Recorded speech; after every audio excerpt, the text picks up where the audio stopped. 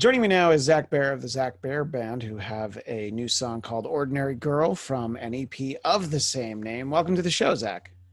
Hey, thanks a lot, Christian. How are you? I'm doing great. I really appreciate you taking the time to chat with me. And we'll, of course, talk about the song and the band. Reading up on you, I saw at first that you're the CEO of a company that I assume is pronounced VNUE, but it's VNUE. So That is uh, correct. Yeah. I figured I'm just filling in the E, and it's not some crazy like VNUE. It's not some alien word. And I Okay. wanted to hear a little bit about some of the work you do there, including something that sounded really interesting. There's, I guess, some new technology that is ensuring that creators are paid fairly for the music that they created, and whether or not people play it in public and that sort of thing. Yeah. So that is correct. So VNUE is a music technology company. I've been CEO of that for about 4 years. As business know me as being CEO of another company called Disclive, Disclive, which I've been doing in a couple of different formats for about 17 years. Disclive is known as the pioneer in instant live recording. So if you go to a show, 9 times out of 10, if you've been to a show and you can get the product like a CD or a USB drive after the show, that was probably a Disclive product that you picked up. And VNUE is, as I mentioned, is a technology company. And with Disclive being the sister company, I actually got interested in the space of brick and mortar establishments, like bars and restaurants and things like that, and how the general licensing is handled for music. So a lot of people don't realize it, but when you go into a bar or restaurant, the owners of those establishments have to license any kind of music that's played in that venue, whether it's recorded music or it's karaoke or a live band. They have to pay for that. And the way that this has been done for the last 100 years is through basically a blanket license, so that a performing rights organization that is in charge of collecting the royalties on a particular songwriter's work, what they will do is make the owner of the establishment get a blanket license, and usually those are pretty expensive, which has resulted in, unfortunately, a lot of businesses either not being able to afford those, or the PROs coming after them. So that's been a problem unto itself for a long time. But what we found out was that because of the way that the PROs handle the royalties that are actually collected from these businesses, many of the actual songwriters and musicians whose work is performed in that venue are not getting paid for that. And the main reason is there hasn't been any kind of technology that would actually track the music that's going on inside one of these places. And as a result of that, last couple of years, we've been working on a technology called Soundster. That's Soundstr. And it's basically a cloud service with some hardware and some other software modules. So to actually put a piece of hardware into a business or even a radio station, we can track the music that's being played in there, and then we can correlate that back to who the stakeholders are in terms of songwriter and publisher, and even the PROs that are in charge of that catalog. This is something that has not been done in the past, so it's a brand new initiative. We just went into beta testing with it a couple of weeks ago. But kind of long story short is, like, if you walk into any given bar during the week and hear Mustang Sally playing, chances are the writers, publisher of that work are not being paid, because typically the money goes to the popular artists that are hitting the top of the charts, or being played on the radio, or having these big massive tours. So there's a whole segment of middle tier artists and lower tier artists that are not getting what they're paid. And to give you an idea of the level of the problem, I'd say probably 70% of businesses that should be licensed are not licensed because it's cost prohibitive, or maybe they just don't understand that they need to get that license. But on the other 30% that's being collected, it's about $1 billion in royalty fees between the major PROs. So a lot of that's going missing, and what we want to do is we kind of want to rewrite the system. And I'm not going to say we're going to be a replacement for PROs, but I think that the music industry has been going to a full transparency kind of situation for a long time, and this particular segment is the last holdout of what I would call of those that are really not transparent. So that's kind of what we're working on with Soundster. It's really exciting.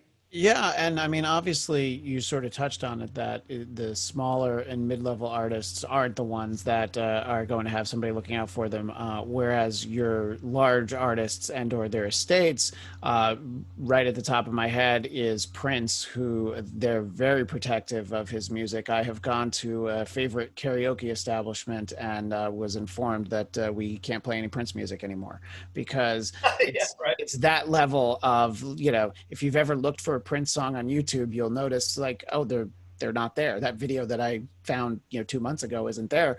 And there are obviously others, but he's seems to be the one that it was the most important to. And yeah, if you can have people on payroll, that it's like, okay, great, go type in this artist's name on YouTube and see what you find.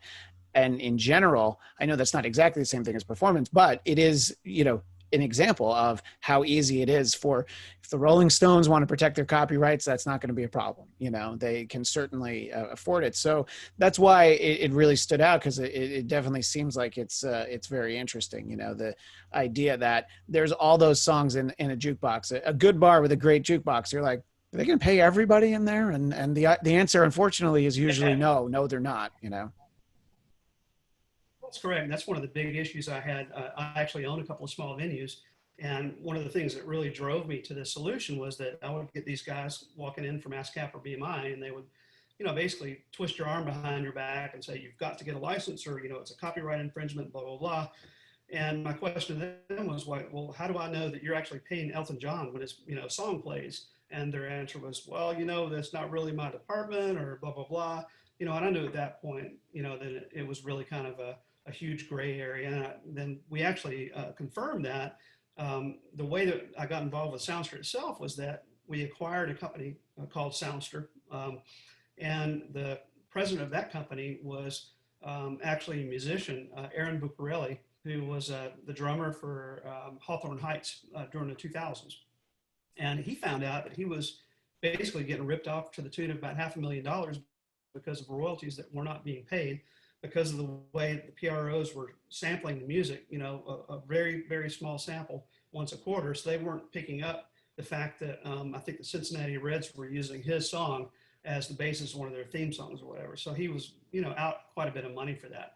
And that's what prompted him to start Soundster. And I guess we kind of both came at it from different angles, but the problem's big, and it's a global issue. It's not just confined to this country. But literally, the only space that's left that doesn't have any type of digital tracking is, physical establishments and in-venue kind of scenarios. Yeah, well, this sort of brings me to two things. One is the idea that obviously a lot of artists who are still working, one of the biggest revenue streams they have up until earlier this year was performing live, and the majority of them can't do that. So this suddenly becomes, really the only source of income that they have. So it could be more important to that. You mentioned some live venues. I assume that the venue that Ordinary Girl was filmed in, you can see it says Rock House right behind it. So I guess that's there in Memphis. I assume that's one of your venues that you own there. Yeah.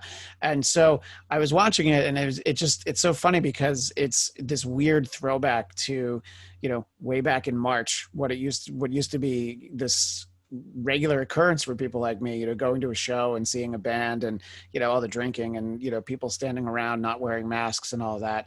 And it's just like, oh, this shouldn't seem weird, but yet it is. And I'm like, well, he must have filmed this before March. I don't even know. And, it's just like, how many performances have you seen that are in a club or a bar setting? And I would never have thought that before, but I was like really focused on it, watching it this time. Well, and what's interesting is we really didn't have, we filmed it after March, but we didn't have a lot of people in the venue. I mean, so the filming was really very, very cagey in the way that we put it together. So there's a lot less people in there that you really think they are, but I'm glad it looks Yeah. like a lot. Yeah. No, it looked like a good crowd. And, and I mean, that's sort of the thing. I mean, so as I referenced, I know you're in Memphis, so I don't quite know what the regulations are there, but literally earlier today, September 1st, while we're recording this, and I was hearing about how music venues are going to open in New Jersey, but specifically to either whatever's less, 25% capacity or 150 people. And I think, if you had those kind of restrictions, there's probably certain, like, oh, okay, you could have like a singer songwriter with a guitar. There's, small local acts. You could do that, but you can't actually bring in a national act and be like, they're going to be performing here, let's sell tickets, if you have to do it, seated for 150 people. So what do you see as some of these challenges? Is can you make money at 50% capacity, or is even that, unrealistic? Well, I mean, I think you can. I mean, I think the biggest challenge is not necessarily for kind of places that I have or some of the smaller venues that have managed to survive. I'm sure there's been a lot that haven't been able to. I think what's really going to take a long time to recover is the major concert industry. And the other facet of what VNUE and what Disc Live does is, we go out and record these artists on the road and release the content. And we were actually scheduled to go out and record Matchbox 20 this summer, and that tour obviously has now been put off to 2021. So there's a lot of speculation about how the concert industry itself is going to recover, and whether or not, is it really going to be in 2021? I mean, I think it will be, but there's been some other, talk about it. It might even be in, 2022. And, I really hope that that's not the case. But I think that the smaller places are going to come back faster. And, no, it's probably not going to be as much revenue, and there's probably going to be some adjustment in terms of ticketing and things like that. This threw the entire industry on its head. So I think everybody's really just kind of trying to figure out their way through it. And, we don't have any shows booked yet at either of my places, and it's probably not going to be till the end of the year before we do that. But, we're fortunate because we're also a restaurant and a bar. We can keep the doors open by serving food. But a lot of places are not that lucky, and those are the ones that I'm more concerned about than places like ours.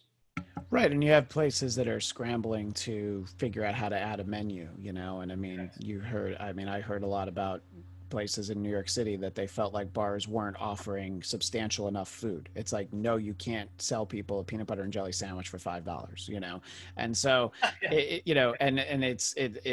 there's no blanket standard.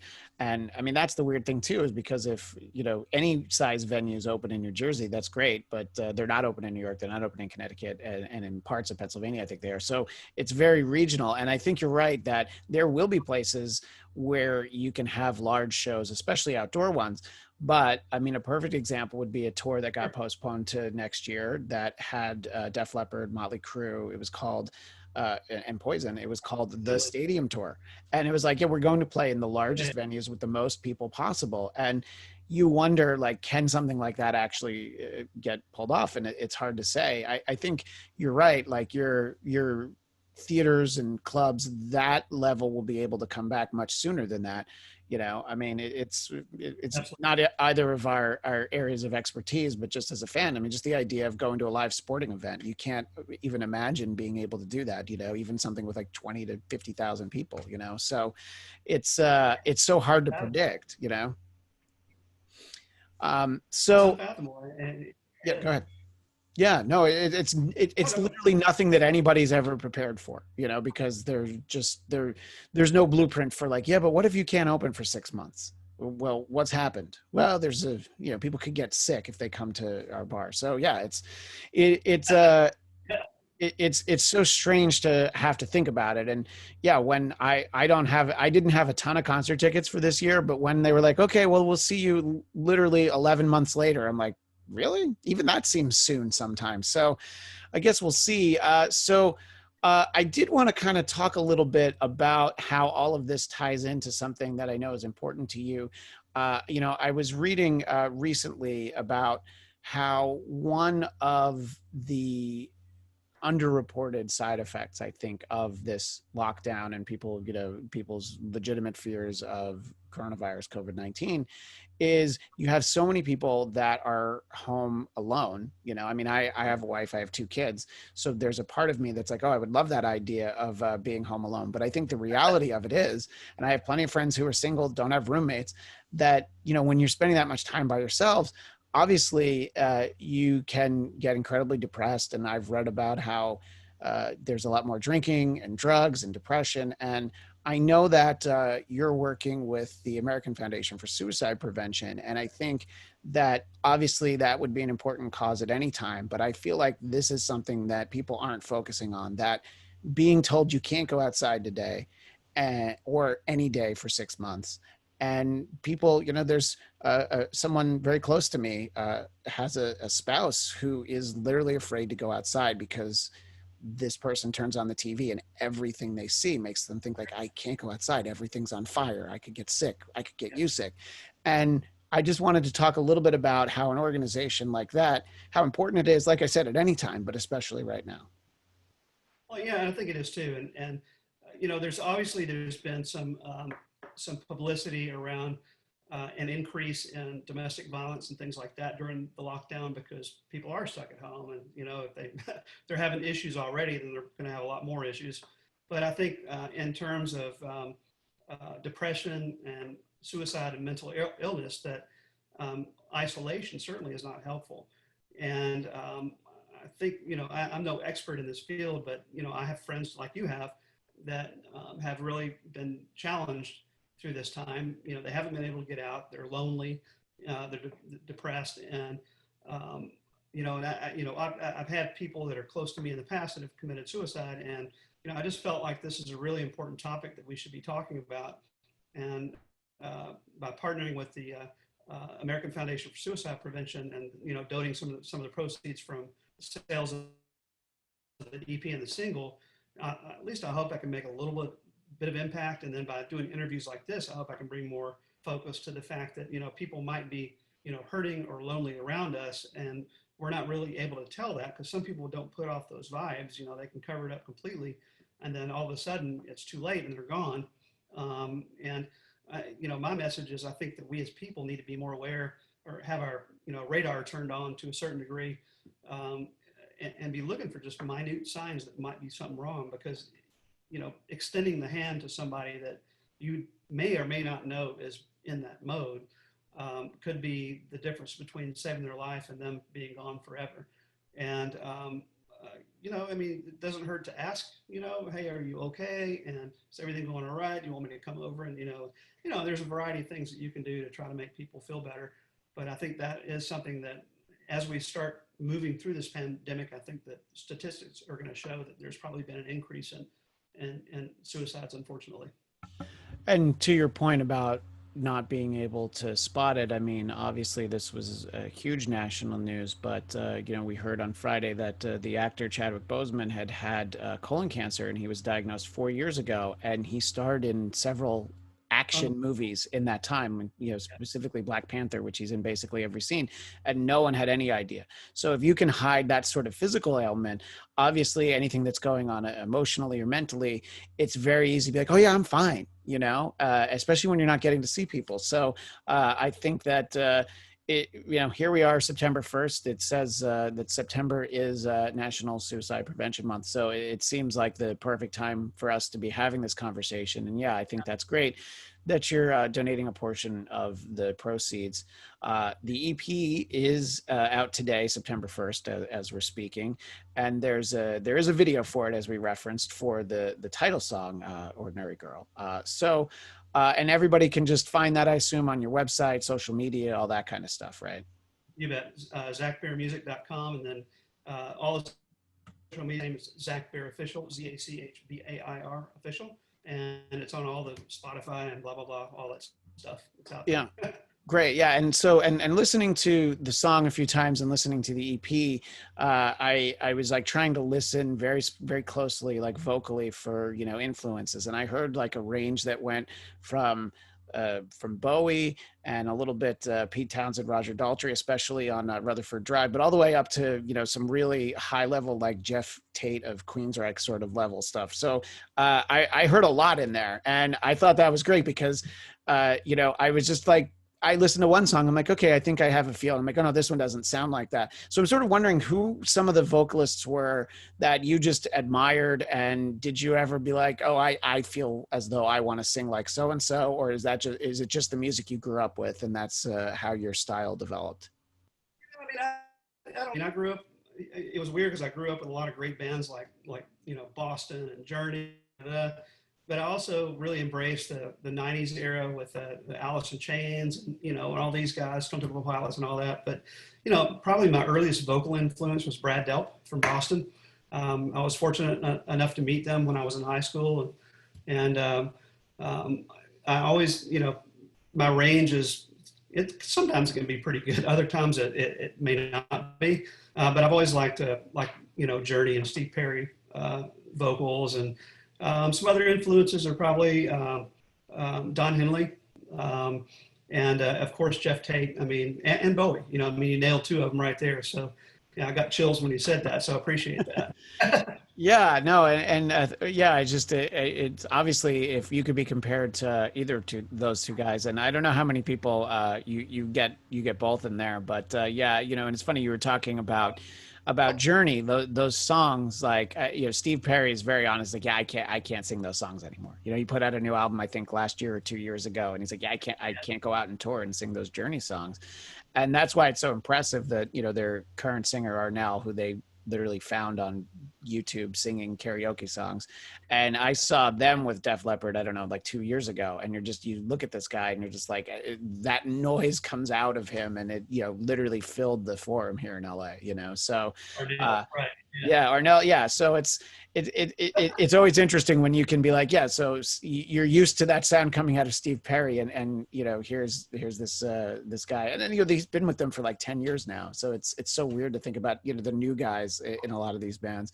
I did want you to talk, speaking of bands, about some of the other musicians that make up the Zach Bair band. Sure, absolutely. So my bass player is a guy by the name of Daniel Dwight, and he is a founding member of the band Saving Abel. And he also played in a band for a while called Ingram Hill out of Memphis. Then my lead guitar player, his name is Jeff Cobble. And Jeff kind of made his name, I guess if you want to call it that. He's played in a number of different types of bands. I mean, I love his versatility from country to metal. And um, his biggest band, I guess, was Medieval Steel, which is kind of an epic rock touring band, probably better known in Europe than they are here. And then my drummer, his name is Jeff Ward, and Jeff also lives here in the Mid-South, and he's played in a few decent-sized Nashville bands, I guess. And I pulled all these guys together whenever I did Rutherford Drive, and it was pretty much magic. So we've stuck together ever since, and hopefully we'll be together for a long time. And obviously, I have to ask the same question I asked basically everybody these last few months. So, what were your plans in terms of promoting the album, playing shows, and what's the reality of how those plans have had to be adjusted? Yeah, so I think really the reality has changed that to a certain degree. It's changed that ordinarily we would go out and start playing shows right away, promoting the record. But now I think what we're really having to do is refocus to really razor sharp focus on getting the single, to hopefully chart at some point in time, and really get the word out through interviews like with yourself, and then build up to the point where when 2021 comes around and the touring season comes back, then we're ready to go at that point, and maybe we're even a little bit closer to some of the stages we want to be playing. Yeah, right. Exactly. I mean, I think that the interesting thing is, I was talking about this with another artist just last week that sometimes I'll ask that question, and I was surprised to get an answer. I was speaking with Randy Rand from the band Autograph, and when I asked him, and he was like, "Oh, we played a show last week. We played to like 7,000 people outdoors in Colorado," and I'm like, "Yeah, I mean, outdoors, especially in Colorado, it's like you feel like maybe there's plenty of way to space people out." And you hear about shows, and that sometimes you hear about maybe. You wonder about the health of the people afterwards. Like you heard some things about Sturgis, a lot of bands that played there, but you hear about it's mostly outdoor shows. So it depends on where you talk to people. Like people will write to me from other parts of the country. Like, no, there's an occasional show. So I don't know, when you start to hear stuff like that, I think it's encouraging that, yeah, we don't know exactly what's going to happen, but you start to feel like, okay, it might not be as far off as it seemed 2-3 months ago, where there was a point where, if you clicked on the wrong headline, you'd think, oh my God, we're never going to be able to see a concert again, Doomsday, yeah. Yeah. I think that You know, we were, before this came along, we were booked for some really nice shows on festivals and, you know, fairs and things like that. And obviously all that got canceled. So, I mean, I think, you know, if things keep going the way they're going, maybe sooner than later we'll be able to play. But, you know, for the meantime, we're just going to focus on the promotion of the record and doing everything we can to get people to, you know, buy it and hopefully contribute to the Suicide Foundation. And just, we're going to keep rolling. And as we said earlier, to get more information and to find the video and the EP, you can also keep in touch at Zach Bair Official. That's Facebook, Twitter, and Instagram, all three of those. And then ZachBairMusic.com is the website. Zach, thanks so much for taking some time to chat with me. I really appreciate it. Good luck with the EP. And I hope to hear about some actual touring coming up for you much sooner than later. Me too, man. Hey, thank you so much. I sure appreciate the opportunity. Absolutely.